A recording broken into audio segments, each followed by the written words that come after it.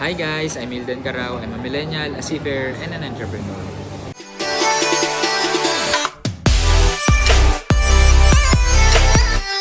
So most of you ngayon siguro medyo familiar na sa akin, di ba? Nakikita ko pupunta yung mga seaman dito. Uy, ikaw yung na-interview ni Sir Mix, di ba? Ganyan.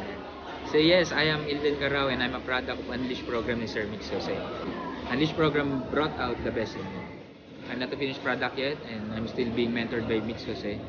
Pero ito ngayon, as I prepare myself, ako naman ngayon, nagtuturo na rin ako ng mga kabaro nating seafarers.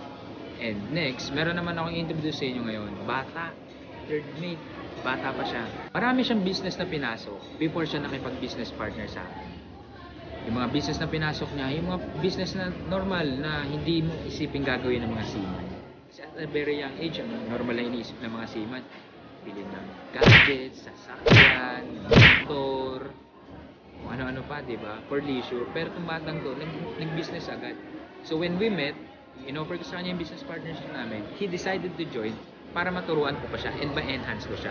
Ngayon itong batang to, he's ready to show to you na. Abangan nyo siya ngayon sa mga videos na ilalabas namin and he will share to you yung thoughts niya. Kung ano yung mga natutunan niya ngayon and ano yung thoughts niya sa pag-videos niya. Once again, I'm Ylden Carrao. I'm your millennial seapreneur.